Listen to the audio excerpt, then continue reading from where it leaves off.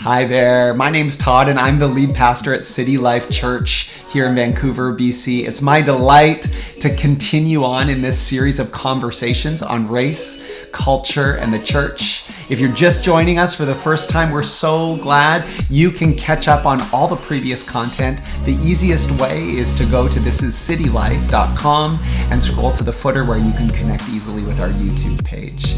Let's go to the next episode and let's carry on the conversation.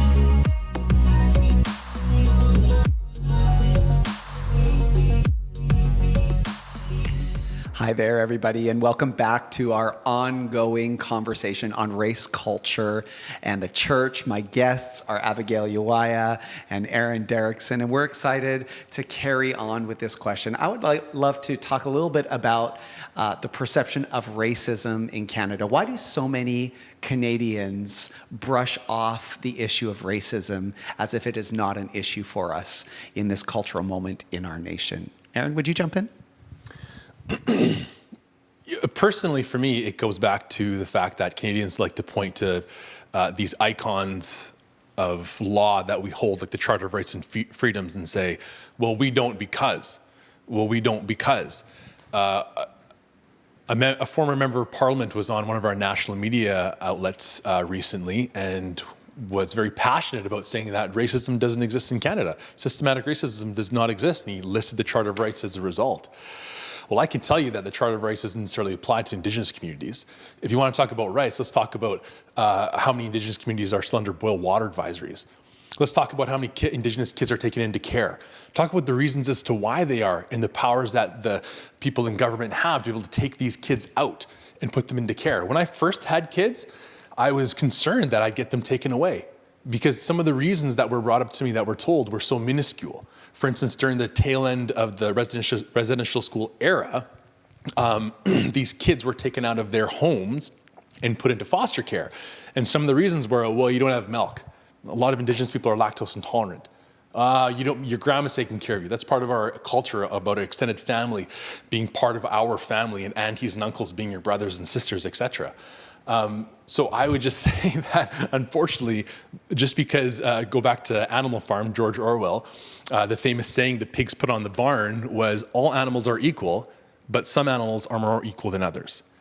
And I think until Canadians really realize that this is the reality, to go on the websites and to go look at the stats, to go visit Indigenous communities and to see what the reality is, that those rights are not applied to these communities. Until they see that and that awareness comes about and that educational component comes about in a real way where it's internalized, I think people will continue to brush that off as it's non-existent. Abigail, speak to this as well. Why do Canadians need to take a second look if they've excused themselves from the issue of racism? Yeah, I think one of the big issues is why would you think that, Canada and the US share a land border? They were colonized by the same entity. They share history. They're brothers and sisters. If you've grown up in the same home, look at your siblings. You share similarities. I know when I pick up the phone, sometimes my parents think that I'm my younger sister. So that happens all the time to me and my brothers. Yeah. Yeah. So I think sometimes, and Canada does have maybe some rights that are in our books that aren't in the US. We might have maybe an official stance that might be a little more progressive.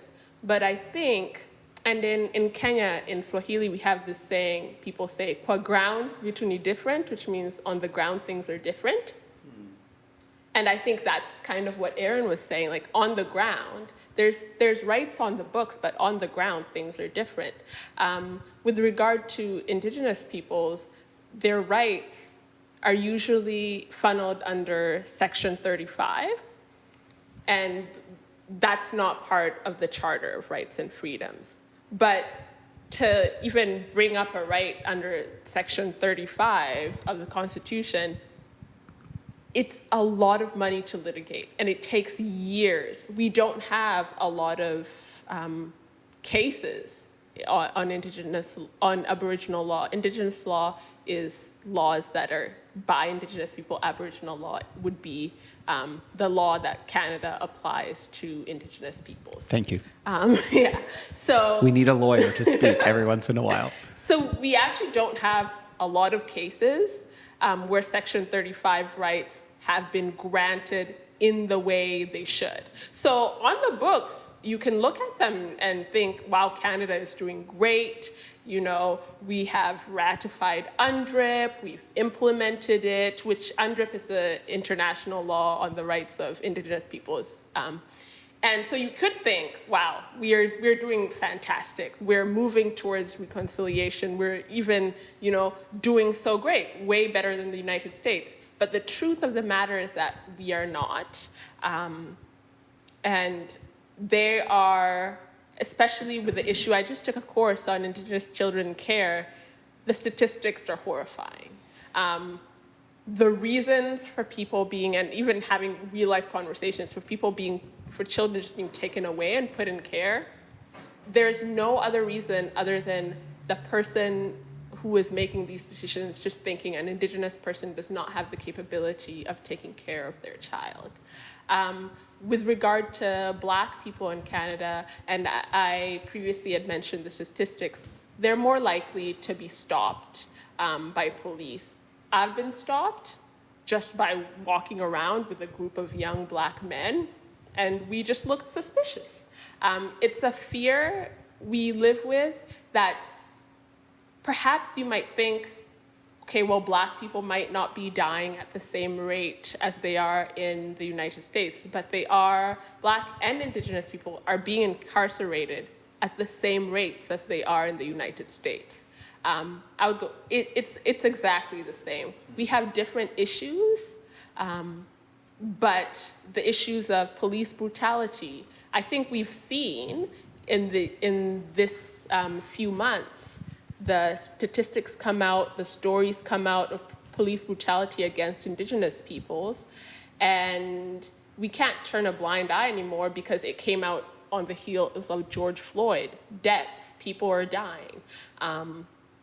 But I think it's why Canadians don't like to look at ourselves is, and as a recovering judgmental person, I remember doing this too, is looking at yourself and saying, well, I came from that, so now my sin is not as big as that other person. So let's just look at the other person, and I would focus on other people. But that doesn't help you get to the place of healing. It doesn't help you get to a better place. And I think we might come to a place where the United States makes reforms and is ahead of us. And so if we don't sit in humility and think, oh, maybe we do have, maybe we have made reforms, but maybe we do have places where we need to change, we'll stay stagnant. And we just have to let go of that judgment of the United States and see ourselves in them and see how we can change as well. I think about that parable that Jesus told about the man who was forgiven much versus the man who would not forgive little.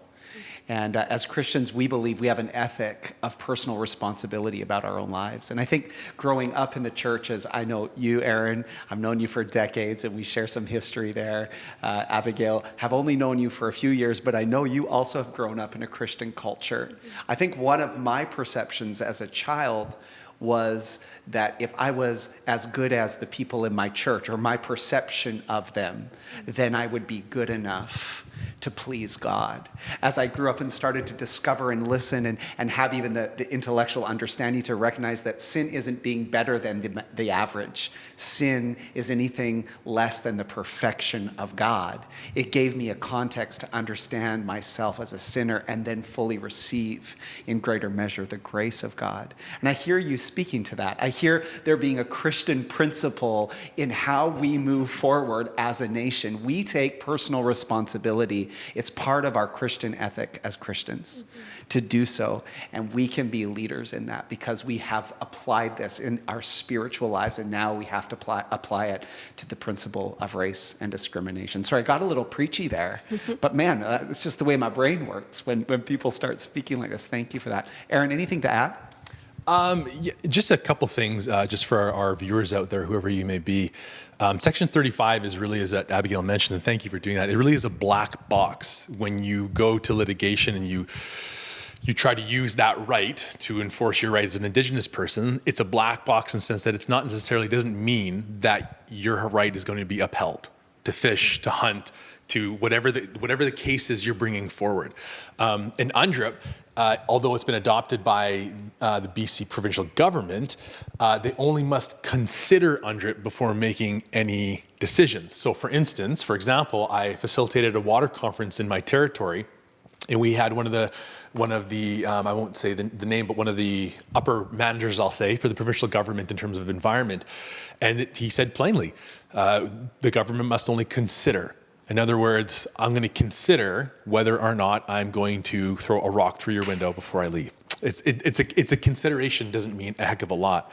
And I think, not that I'm going to throw a rock through this window, for the record. So there's awesome. a poor Thanks. example. We have a few windows here. They make windows around here somewhere. It's Vancouver. And just that one more thing I would add is that, in the church, it's like I feel as though in my own personal experience that we tend to think, well, I'm a part of the church or I'm a Christian, however you would use that terminology, I get a pass. I'm a part of the group. I get a pass. God came to Peter and put the blanket down in front of him and ultimately told him, look, don't call unclean what I call unclean. That's right. And he brought a Gentile to his house. Well, Peter was part of the fold. This is our group, like us four no more. This is our like little kind of thing going on here. And just because we're a part of it means we get access. And Jesus was unequivocal. The veil was torn so that we could all get access to his finished work on the cross. And they did. And what did God say? What did Peter say? The centurion was a God-fearing man, and he held to the ethic. Those two things. So just because you're not part of a certain group, we have to acknowledge that there's other people, in this case, people of color, who are God-fearing and hold to that ethic, to Jesus, that standard. Man, thank you guys so much for speaking to this. I am just so enjoying what's being thrown out here in the conversation that we're having the opportunity to have. We're going to pause and take a break, and I hope that you will come back and join us for the next episode of our conversation on race culture and the church. Thank you, you guys. See you soon.